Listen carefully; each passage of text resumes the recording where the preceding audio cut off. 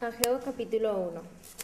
En el año segundo del rey Darío, en el mes sexto, en el primer día del mes, vino palabra de Jehová por medio del profeta Ageo a Zorobabel, hijo de Salatiel, gobernador de Judá, y a Josué, hijo de Josadac, sumo sacerdote, diciendo: Así ha hablado Jehová de los ejércitos, diciendo: Este pueblo dice: No ha llegado aún el tiempo de que la casa de Jehová sea reedificada.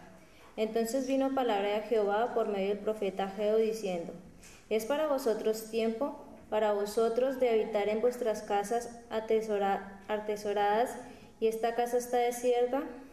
Pues así ha dicho Jehová de los ejércitos: Meditad bien sobre vuestros caminos, sembréis mucho y recogéis poco, coméis y no os saciáis, bebéis y no quedáis satisfechos, os vestís y no os calentáis, y el que trabaja jornal recibe su jornal en saco roto. Así ha dicho Jehová de los ejércitos: Meditad sobre vuestros caminos, subid al monte y traed madera, y reedificad la casa, y pondré en ella mi voluntad, y será glorificado, ha dicho Jehová. Buscáis mucho y halláis poco, y encerráis en casa, y yo los disiparé en un soplo. ¿Por qué? Dice Jehová de los ejércitos: Por cuanto mi casa está desierta, y cada uno de vosotros corre a su propia casa. Por eso se detuvo de los cielos sobre vosotros la lluvia, y la tierra detuvo sus frutos. Y llamé la sequía sobre la tierra y sobre los montes, sobre el trigo, sobre el vino, sobre el aceite, sobre todo lo que la tierra produce, sobre los hombres y sobre las bestias, y sobre todo trabajo de manos.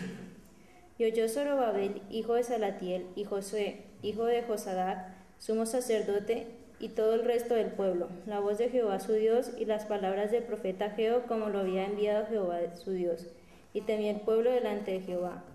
Entonces Ageo, enviado de Jehová, habló por mandato de Jehová al pueblo, diciendo: Yo estoy con vosotros, dice Jehová.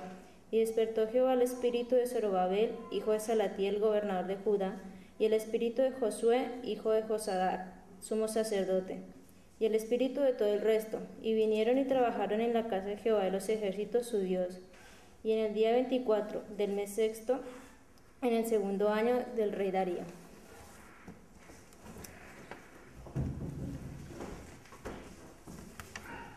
Muchas gracias, Catalina, por la lectura de la palabra del Señor. Como sabéis, estamos ya muy avanzados en la serie de predicaciones del Decálogo, de los 10 mandamientos de la ley de Dios. Hoy estamos comentando el octavo, que es no hurtarás.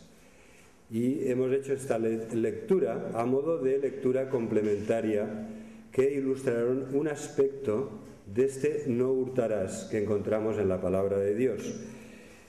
El libro del Éxodo, capítulo 20, donde está la promulgación de los 10 mandamientos, en el versículo 15, es un versículo muy breve que dice: no hurtarás, no robarás. Es así de escueto y directo. La ley de Dios respeta la propiedad hasta el punto de que ve como algo que condena, como algo injusto y pecaminoso, el apropiarse indebidamente de la propiedad de otros. Si os habéis fijado, cuando Walter nos explicaba cómo han sido este tiempo allí, pues en el ministerio a esos barrios de familias desestructuradas, de personas pobres, donde hay prostitución, también hablaba mucho de robo, de personas que vuelven tarde a casa porque se han dedicado por la noche a ver qué podían sustraer, a ver qué podían encontrar y apropiarse indebidamente. Hubo un lord en Inglaterra, conocido como Lord Bueno, que reunió en Londres a 500 de los más peligrosos delincuentes de su época. Y él se dio cuenta de la importancia que tenía la reinserción, porque no todos aquellos que consiguió reunir después de arduas negociaciones, no todos aquellos que se dedicaban y vivían del robo, de la extorsión, de la violencia, lo hacían porque esa era su opción preferida. Por descontado que robar está mal, pero hay circunstancias y hay una serie de ataduras que pueden abocar a una persona a una forma de vida que él mismo no desea, pero que no sabe cómo salir de ella. Y entonces aquel lord se dio cuenta de que ellos, con sus prebendas y todo aquello que obtenían fácilmente por su posición como lord, como parte de la nobleza británica, estaban al mismo tiempo, tenía como repercusión que había personas abocadas a la pobreza y que para mantener a su familia, para poder dar un trozo de pan a sus hijos, no sabían cómo hacerlo. Y tomaban la mala opción de intentarlo encontrar buscando en las casas de los otros o en los almacenes de los otros. En un sentido, todos sabemos lo que es robar, ¿no? No haría falta ninguna definición. ¿Qué es robar? Coger lo que no es tuyo, apropiarte sin permiso de lo que pertenece a otras personas o instituciones. Ya sería más difícil, algunos quizá no han oído esta palabra, cleptomanía. La persona que tiene la manía de robar, la persona que ha cogido, que sigue unos impulsos no reprimidos de robar, de apropiarse de lo que no es suyo, que se llega a convertir en el hábito de apropiarse de forma ilegítima de objetos. Muchos lo hacen más por morbo que por necesidad. ¿Sabéis, por ejemplo, que de las personas que vamos a comprar a las grandes superficies hay un 8% que ya entran con la intención de robar? Y es relativamente fácil hacerlo. Y no digo esto para animaros, todo lo contrario, porque también los supermercados lo saben y ya sabéis que está el señor de seguridad, el jefe de seguridad, todas las cámaras de seguridad y además unos cuantos con el carrito por dentro mirando lo que haces. Yo mismo había trabajado en Francia en seguridad en los supermercados y os aseguro que es uno de los grandes capítulos de la empresa. Es uno de los grandes capítulos. ¿Por qué? Porque es que es tanto el abuso que si consiguen frenar eso,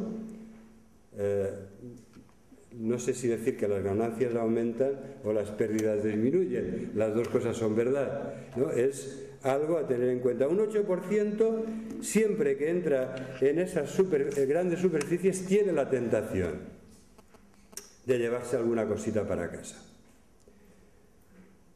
Cleptomanía, personalidades muy conocidas, ricas, actrices famosas que tienen este problema, pero este problema es realmente un impulso no reprimido, es una adicción, es algo que deben tratar, porque no podemos decir, oiga, que es una enfermedad, pobrecito no tiene culpa o pobrecita no tiene culpa.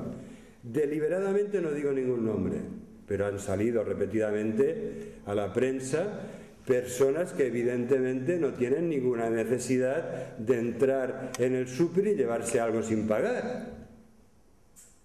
Son actrices o actores de primer orden que cobran muchísimo por cada película que hacen. Efesios 4:28 recoge el 8º mandamiento de la ley de Dios y lo hace en estos términos. Efesios 4:28. El que hurtaba, no hurte más, sino que trabaje haciendo con sus manos lo que es bueno, para que tenga que compartir con el que padece necesidad. Tenemos claramente delimitados 3 pasos. El primero, si eres del Señor y habías hurtado, la palabra de Dios es muy clara, ya no lo hagas más. El que hurtaba, no hurte más. Y aquí no estamos hablando de entrar a mano armada en una entidad bancaria para llevarnos la caja fuerte. Hurtar tiene que ver con cosas de mucho menos valor que llevarte una saca de dinero.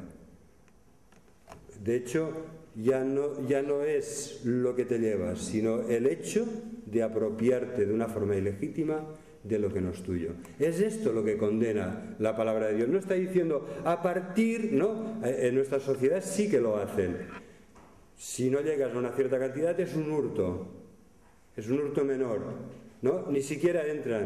O sea, hay personas que tienen 50, 100 denuncias por hurto, de estos que están pendientes de ti cuando entras en el metro, y que ahora hemos de aplaudir la iniciativa de que ya no los dejen entrar al metro, ¿no? De que haya policía, y cuando ven personas con aspecto o que ellos conocen ya por las repetidas denuncias recibidas, que estas personas no les dejen estar allí, que es su modus operandi y su lugar preferido, ¿no? Cuando entran, salen los vagones llenos, cuando no puedes evitar que uno te toque, que el otro te apriete, que el otro... realmente es así, es una sociedad en la que debemos aplaudir toda iniciativa que restrinja este abuso, uso y abuso de apropiarse indebidamente de lo que no es de ellos. La verdad es que judicialmente nosotros nos hemos visto en alguna ocasión inmersos en una... ¿Verdad, Irene? Que en alguna ocasión nos vimos así, ¿no? Porque ella iba andando tranquilamente por la calle Pelayo y de golpe vio que era el centro de atención de un joven y también de unos cuantos policías de paisano. Y no sabe, ella no, ¿verdad? Todo pasó muy rápido, pero ya se vio en comisaría con la sugerencia de la policía: por favor, denúncielo, porque este chico hace esto todo el día. Y si no llegas a, me parece que eran 300 euros, es que ni caso. Si lo que te ha cogido no supera los 300 euros, ni caso. Entonces la policía pues tiene una forma muy peculiar de contar lo que valen los móviles, lo que llevas en el bolso y todo eso, para que, si pueden, llegue a los 300 euros. Pero la verdad es que la palabra de Dios nos da 3 pasos muy claros. El primero es: el que hurtaba no hurte más. Hay un antes y hay un después. Cuando conocemos al Señor, todo lo malo, todo lo que pertenecía al viejo hombre ha pasado, y no debemos volver a caer en los antiguos errores. El que hurtaba no hurte más, sino que trabaje. Pero qué fácil, ¿no? Pero qué directo, pero qué difícil con los 5 millones de parados. Que trabaje. Pero bueno, este es el planteamiento de la palabra de Dios. Nunca podemos excusar que hayamos tomado la mala opción de apropiarnos indebidamente de lo que no es nuestro. Esto no tiene excusa delante del Señor. Es hurtar. Está mal. Hay casos extremos, por supuesto que sí. Hay casos en los que puede ser de vida o muerte, y que el apropiarte temporalmente, vamos a decirlo así, temporalmente de algo que no es tuyo, o por lo que no has podido pedir permiso, se puede considerar un mal menor si está en vida, si está en juego la vida de las personas. Pero estos son casos extremos. Esto no sucede apenas en nuestra sociedad. Entonces me gustaría que, en primer lugar, en este no robarás, antes de entrar en el segundo paso, que es trabajar, en el no robar, ¿qué abarca este mandamiento? ¿Qué dirías tú que abarca? ¿Hay una cantidad mínima como estos 300 euros de la policía? ¿O llevarte un lápiz de una librería también es hurtar, si lo has hecho con la intención de apropiarte de lo que no es tuyo? Los comentarios que yo he estado leyendo hablan del secuestro, robar personas. Lo más grave de todo es robar personas. Forzar, pero esto no sucede ya, ¿no? Ya está abolida. La esclavitud ya está abolida. Claro que sucede. Por descontado que es una lacra que sigue sucediendo. Forzar a las personas a arrancarlas de su familia, normalmente niños o jóvenes, para explotarlos, para explotar su trabajo, para explotarlos en la prostitución, como nuestra asociación, la ONG Stop the Traffic, ha denunciado repetidamente. A España siguen entrando a cientos y a miles, y ha sido así los últimos años, personas traficadas. Jóvenes engañadas de los países del este o del norte de África o de los países orientales, para ser después explotadas en la prostitución.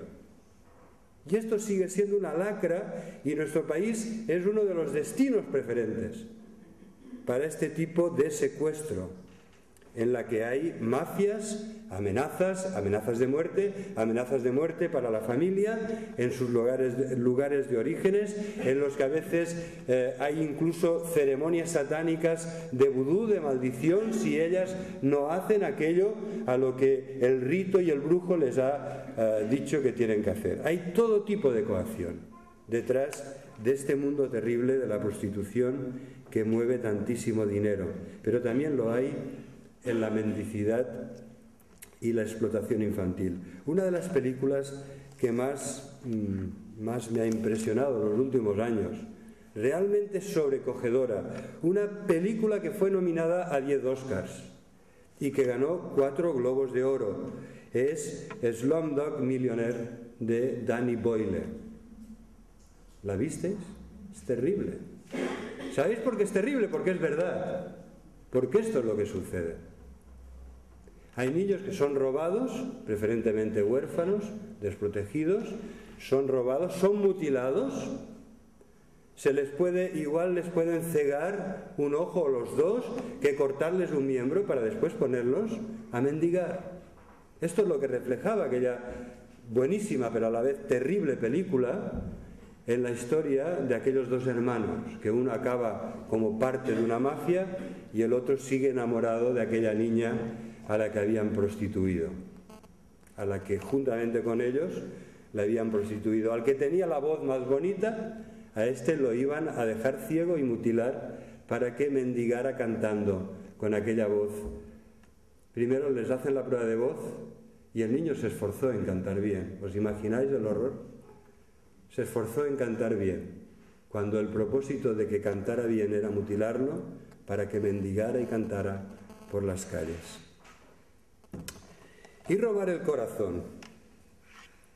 ¿No incluye el no hurtarás robar el corazón?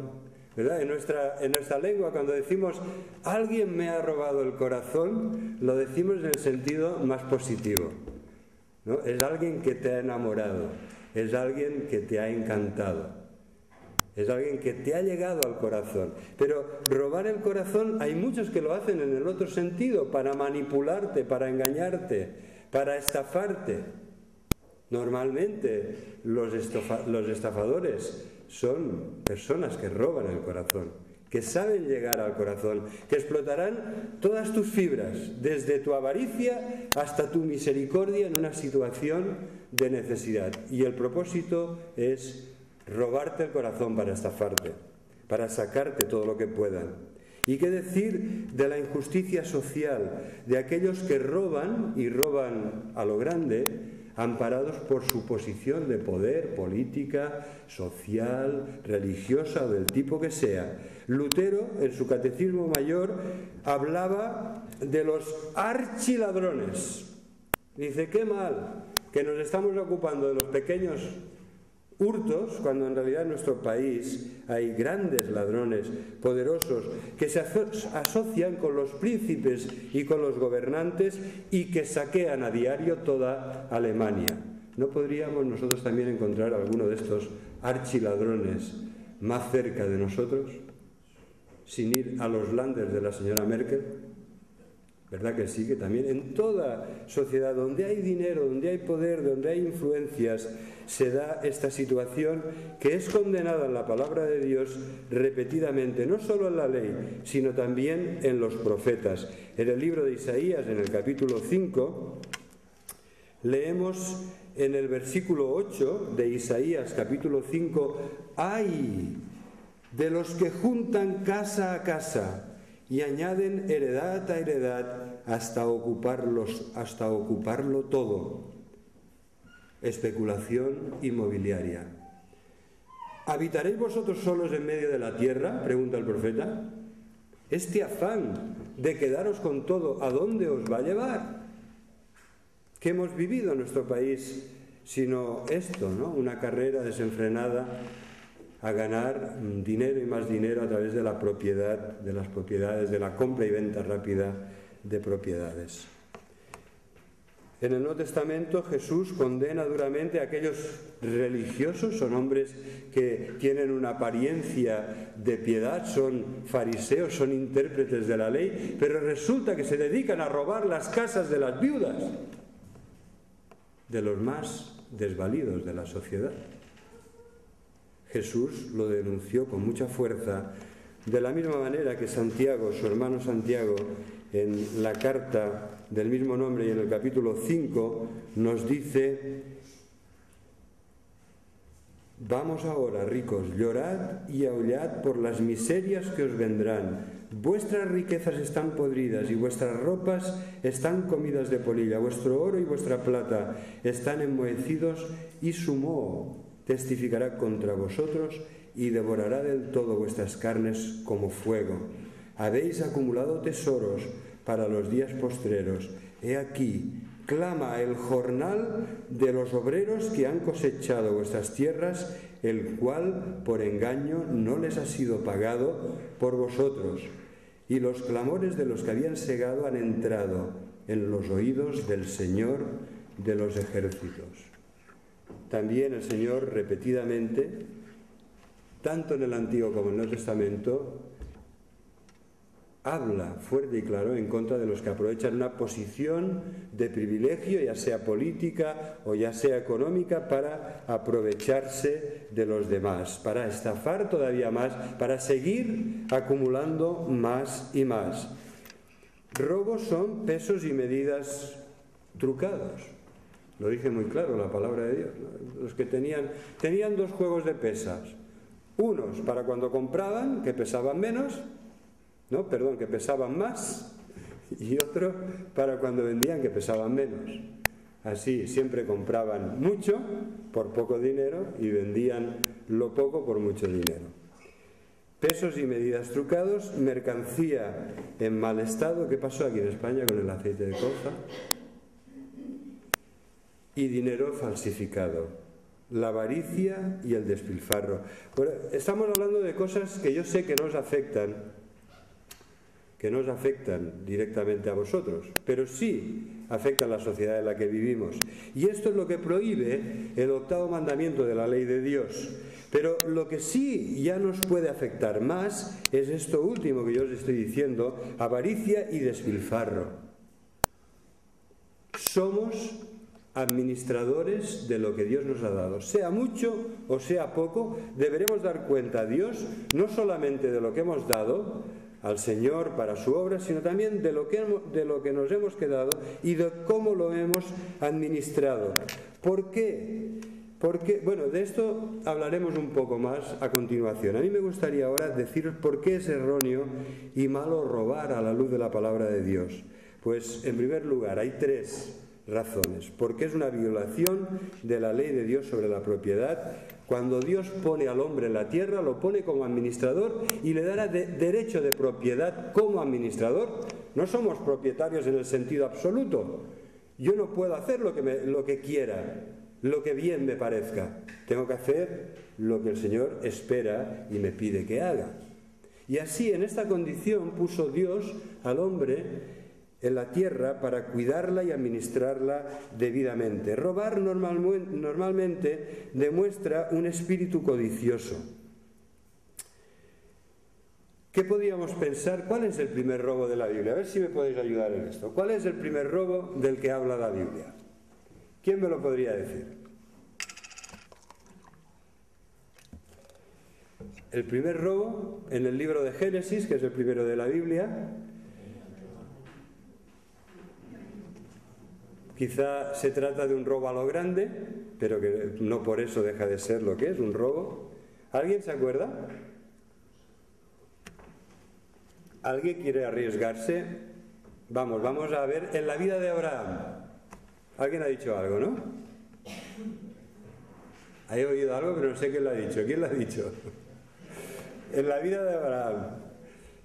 Génesis capítulo 14, hay 4 reyes que llegan a Sodoma y Gomorra y se llevan todo. Se llevan a Lot y a su familia, que había escogido aquel bonito y próspero lugar en donde vivía. Y Abraham, el ungido de Dios, va después con todos sus siervos a rescatarlos y consigue vencer a los ladrones para recuperar, en este caso, el interés principal de Abraham, a su familia, a su sobrino Lot y su familia y todas sus pertenencias. Lo mismo le pasó, ¿verdad?, al rey David, cuando los amalecitas, él se va a luchar, pero cuando vuelve se encuentra que todo su campamento, las familias, sus pertenencias, habían sido robados por los amalecitas. Cuando el robo es un robo de Estado de una nación ambiciosa que quiere anexionarse No sé si os suenan estas cosas del petróleo, ¿no? Ahora ya no es por Sodoma y Gomorra y por las llanuras fértiles del Medio Oriente, sino por el petróleo que hay debajo. Pero estas cosas siguen sucediendo. La codicia, el afán de tener más, de estar en mejor posición, sigue siendo el móvil del robo. Robar es pecado en sí, sea cual sea la cantidad que robes, pero hay un plus añadido. El robo que genera normalmente violencia. Violencia aplicada para intimidar o para extorsionar a las víctimas, pero también muchas veces violencia de parte de las víctimas para reaccionar ante el robo. Éxodo 22:2 pone un límite a la violencia con la que debemos responder al robo. Si es de día, la reacción debe ser menos violenta que cuando es de noche, porque hay nocturnidad y alevosía, diría nuestro Código Penal, y allí hay mucho más en juego. Yo me acuerdo un profesor de teología que nos decía que recién casado, era un conocido profesor de la Facultad de Francia, recién casado se dio cuenta de que entraba un señor por la ventana de su habitación, que era un primer piso, y dice, mira, yo no sé lo que hice, pero le pegué un empujón y se cayó por la ventana para abajo. Porque no me detuve a preguntarle, bueno, ¿y usted con qué intenciones viene? Además que nos pilló en paños menores, decía aquel señor, ¿no? O sea que realmente cuando ves una persona que de noche se quiere colar en tu casa, no sé si lo más prudente es entablar una educada conversación con él. Si hay alguna medida que puede poner fin rápido, pero la palabra de Dios nos previene. ¿Qué le pasó? Nos previene contra una reacción demasiado violenta. ¿Qué le pasó al jefe de seguridad de los Tous? Al yerno de esa familia tan conocida de Cataluña. Bueno, dicen que utilizó una violencia desmesurada para reprimir aquello. Yo no sé exactamente en qué quedó el veredicto final, cómo ha quedado, pero lo acusaron y creo que en parte recibió una condenación, aunque eran personas que con nocturnidad, alevosía, premeditación estaban allí armados. O sea, mirad también en la situación en la que nos encontramos como sociedad. A veces es mejor dejar que te roben, parece, ¿no? Según qué tipo de reacción vayas a tener. No siempre robar tiene la misma gravedad. Se cuenta el caso de, en 1620, muchos hermanos nuestros eran colonos, eran pioneros de los que iban a los Estados Unidos de Norteamérica, que en aquel momento todavía no lo eran las colonias, y cuando llegaron en pleno mes de noviembre, en medio de un terrible frío, en unas tierras que no conocían, lo único que veían era la playa. Resulta que estaban muertos de hambre y de frío, ellos y todas las familias de aquellos barcos que habían llegado al Cabo Cod. Y entonces, ¿sabéis?, descubrieron que los indígenas de aquellas tierras habían almacenado grano. Y tuvieron un gran dilema, ¿qué hacemos? ¿Lo cogemos o no lo cogemos? Gracias a aquel grano, así veréis cómo se resolvió el dilema, gracias a aquel grano pudieron pasar aquel durísimo y crudo invierno. Pero lo hicieron con la convicción y la promesa firme de que lo devolverían cuando tuvieran sus primeras cosechas. ¿Por qué? Porque eran de firmes convicciones evangélicas. En aquel momento pensaron que era mejor, que era algo que el Señor ponía a su mano para salvar sus vidas, pero después no se quisieron conformar con tomar lo que no era suyo. Efesios nos dice que hay un segundo paso muy, muy importante. Debes trabajar para tener lo necesario. En nuestras culturas latinas se ha visto el trabajo como una maldición, ¿no? En este sentido, donde hay una influencia de una teología particular de la creación del ser humano y de la caída en los países del Mediterráneo, quizá esto es extensivo también a otros continentes, es la influencia de la Iglesia Católica Romana, de ciertas teologías que ha habido, se ve el trabajo como una maldición. Así lo creían también los griegos y los romanos. El que tenía que trabajar con sus manos era un ciudadano de segunda categoría. Pero Pablo una y otra vez nos dice: trabaja con tus manos para que tengas lo que tú necesitas y que tengas un excedente para poder compartir con el que tiene necesidad.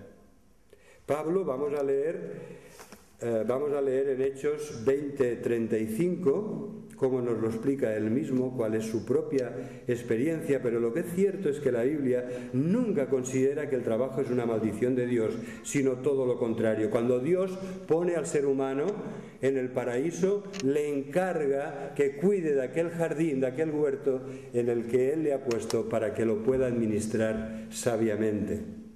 Y Pablo aquí en Hechos 20:35 nos explicará cuál ha sido su experiencia y cuáles son sus prioridades. En el libro de los Hechos, capítulo 20 y versículo 35, nos dice Pablo: en todo os he enseñado que trabajando así, como él lo hacía con sus manos, haciendo tiendas, cosiendo toldos, trabajando así, se debe ayudar a los necesitados y recordar las palabras del Señor Jesús, que dijo: más bienaventurado es dar que recibir. Es una frase de Jesús que no encontramos en los evangelios, pero resulta que es, en términos latinos lo expresan de una forma muy graciosa: ipsissima verba Iesu. Son palabras que han salido de la boca, de los labios del Señor Jesús. Más bienaventurado es dar que recibir. ¿Por qué?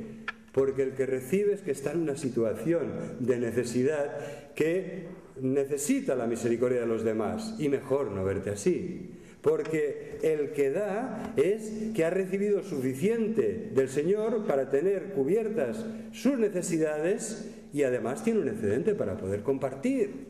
Por esto es más bienaventurado dar que recibir. Y porque además la tercera, yo diría la más importante de estas razones, es que lo que das por amor y lo que das para la gloria de Dios, nadie te lo podrá quitar.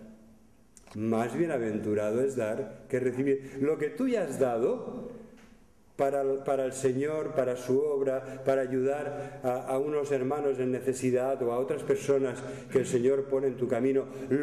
Jóvenes, lo que ayer hicisteis al dar o al intentar dar un bocata a una persona que está en la calle y que está en una situación de indigencia, eso ya nadie os lo podrá quitar.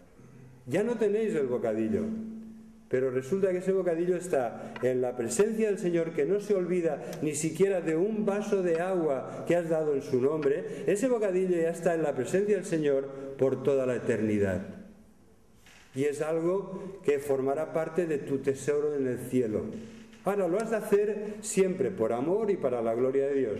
No lo has de hacer, qué bien me siento, toma, venga, aquí tienes un bocata, que lo disfrutes, ¿no? Con aires de superioridad. No, con toda humildad, respeto. Son personas que no sabemos cómo han vivido, qué les ha pasado para llegarse a ver así, pero merecen todo nuestro amor y todo nuestro respeto.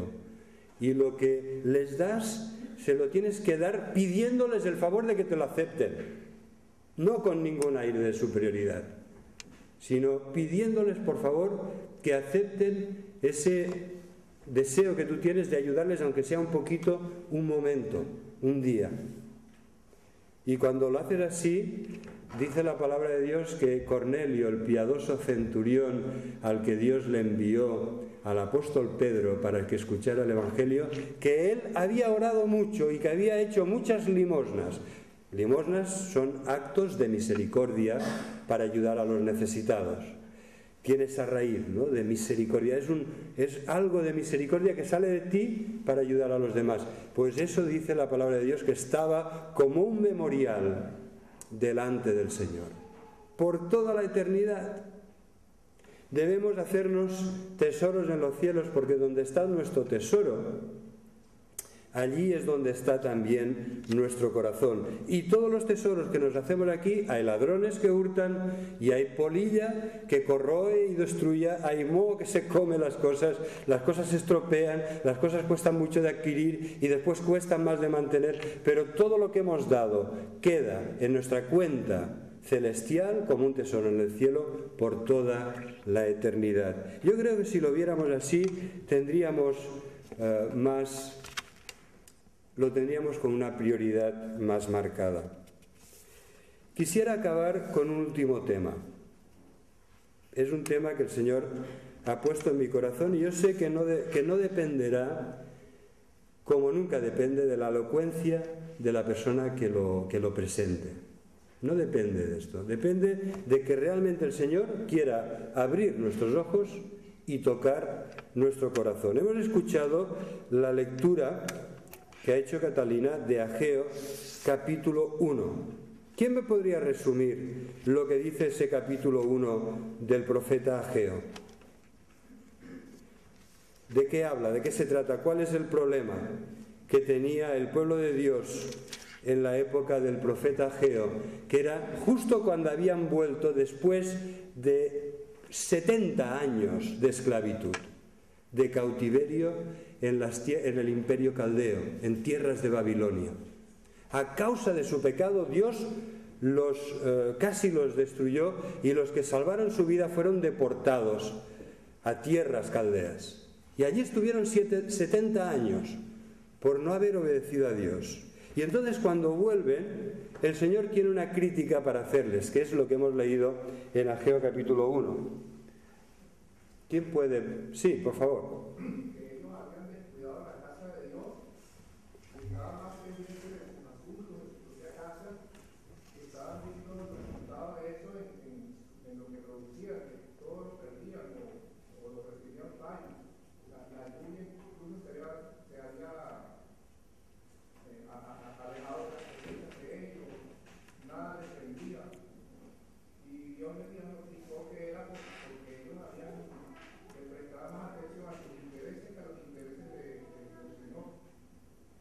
Muchas gracias, Eduardo. Has resumido muy bien este capítulo de Ageo. ¿Cuál era el problema? Había un templo destruido, la casa de Dios estaba destruida, ellos habían llegado del cautiverio y los que tenían medios, todos habían procurado, todos se habían esforzado en hacerse una buena casa, y dice el Señor: vosotros vivís en casas artesonadas, es decir, que no solamente era una buena casa, sino que ya la habían decorado y revestido de madera por dentro. Habían ido más allá de lo estrictamente necesario. Yo no sé si os suena esto, si esto se parece en algo a nuestra sociedad, si esto se parece en algo a nuestras vidas, ¿no? Todos procuramos vivir en una buena casa, que esté bien, que sea adecuada, que sea espaciosa, que sea bonita. Esta es la meta yo diría, de todos los que yo conozco en nuestra Cataluña, en nuestra España del siglo XXI, y también lo fue en la del siglo XX. Pero el Señor dice: qué pena que os habéis esforzado tanto en esto y os habéis olvidado de mi casa. Y por eso resulta que nada os sale bien, nada os sale bien. Queréis prosperar, ir adelante, queréis plantar y recoger grandes cosechas, y resulta que no recogéis nada. Todo se os arruina, todo se os estropea entre las manos. ¿Por qué? Porque habéis olvidado mi casa. Pero no os habéis olvidado en absoluto de mirar para vosotros y de procurar que lo vuestro esté muy bien. Y entonces el profeta Ageo recibe otra vez palabra de Dios y les dice en el capítulo 2: meditad. Ageo 2:18: meditad pues en vuestro corazón desde este día en adelante, desde el día 24 del 9º mes, desde el día que se echó el cimiento del templo de Jehová, meditad pues en vuestro corazón, porque ¿no está aún la simiente en el granero? ¿Han florecido la vid, la higuera, el granado y el olivo? ¿Han florecido ya? Pero desde este día os bendeciré. ¿Qué está diciendo el Señor? Está diciendo, todavía no habéis plantado, todavía no habéis visto, no ha llegado la primavera con los árboles que florecen, pero tened en cuenta que desde este día, por el hecho de que vosotros ya habéis puesto los cimientos, lo cual me demuestra vuestra buena voluntad de edificar la casa de Dios, a partir de este día os bendeciré. Bueno, claro mensaje el del profeta Ageo, pero todavía hay uno más rotundo. Malaquías, por favor, os pido que me acompañéis en esta última lectura que vamos a hacer de la palabra de Dios. Malaquías capítulo 3. Dice el profeta Malaquías capítulo 3, versículo 6: Yo, Jehová, no cambio, y porque yo no cambio, por esto, hijos de Jacob, no habéis sido consumidos. Desde los días de vuestros padres os habéis apartado de mis leyes y no las guardasteis. Volveos a mí, y yo me volveré a vosotros, ha dicho Jehová de los ejércitos. Mas dijisteis, ¿en qué hemos de volvernos? ¿Qué libro? El del profeta Malaquías, lleno de un diálogo con Dios. Dios plantea las preguntas, Dios escucha las respuestas, con atención las respuestas del pueblo. Y resulta que no le convencen las excusas. ¿En qué hemos de volvernos? Y entonces pregunta el Señor otra vez, dice, ¿robará el hombre a Dios? Pues vosotros me habéis robado. Y dijisteis, ¿en qué? ¿En qué te hemos robado? En vuestros diezmos y ofrendas. Malditos sois, con maldición, porque vosotros, la nación toda, me habéis robado.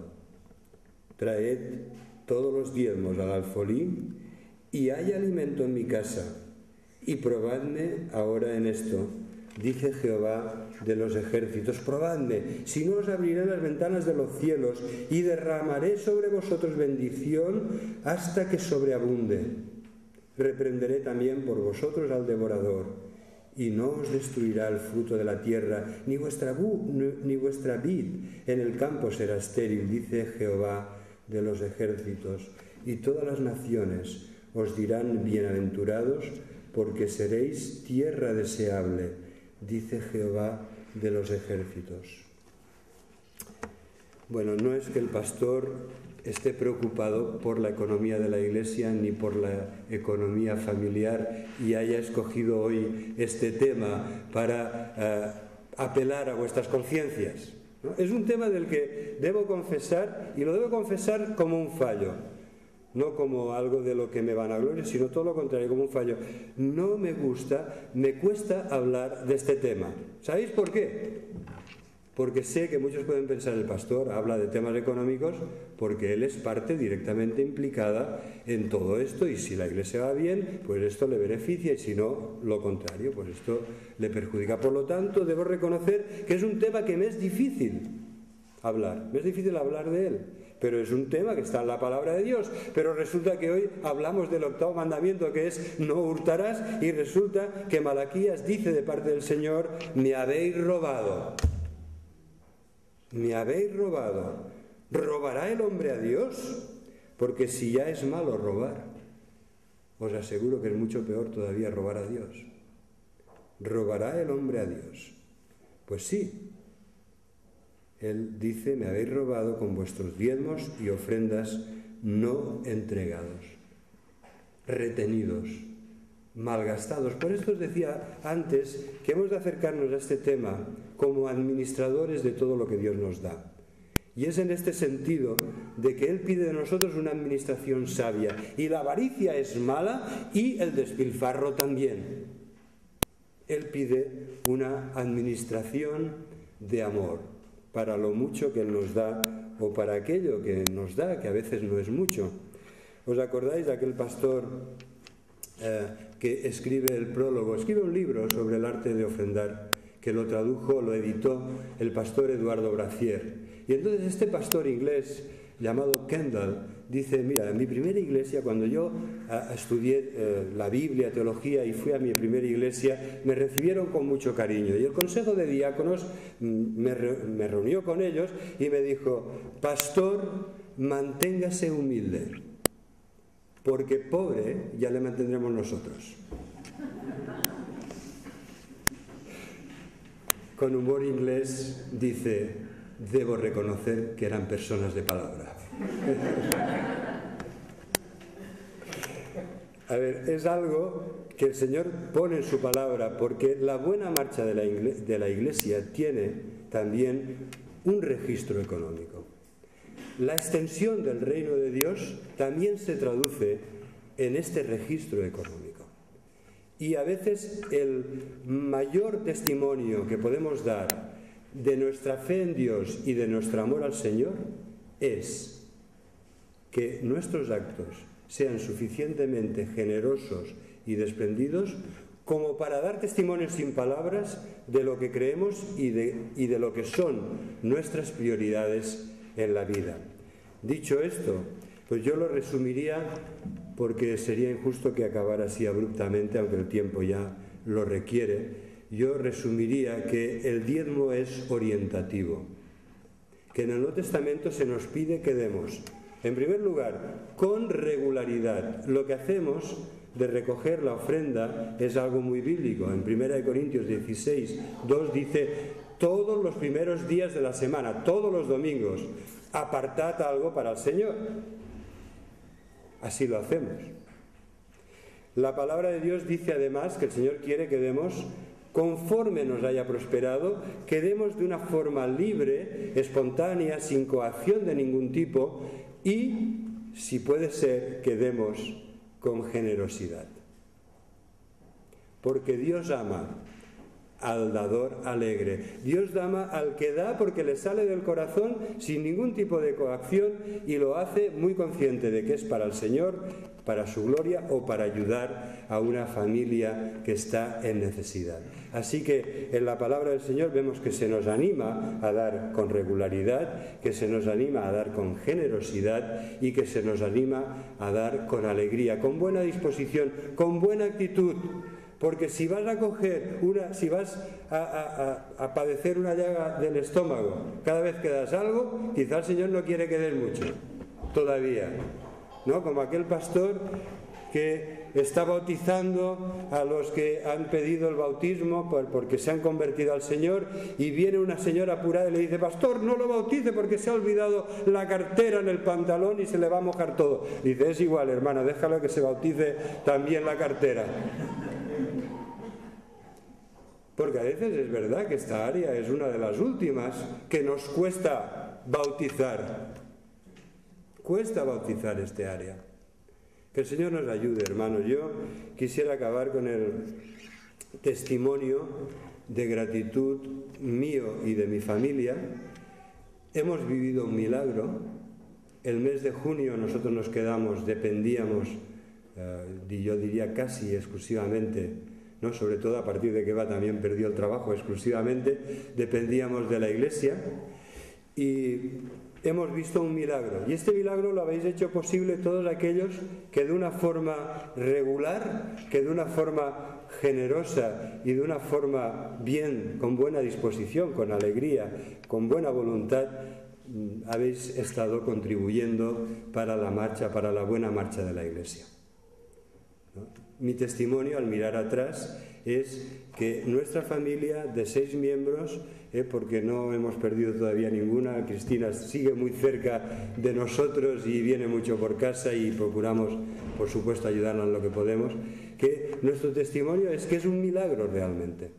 Con las cargas familiares y económicas que teníamos a tal fecha del 20 de junio del año 2010, si hemos podido llegar hasta aquí, debemos decir con mucha gratitud, hasta aquí el Señor nos ayudó como familia y como iglesia.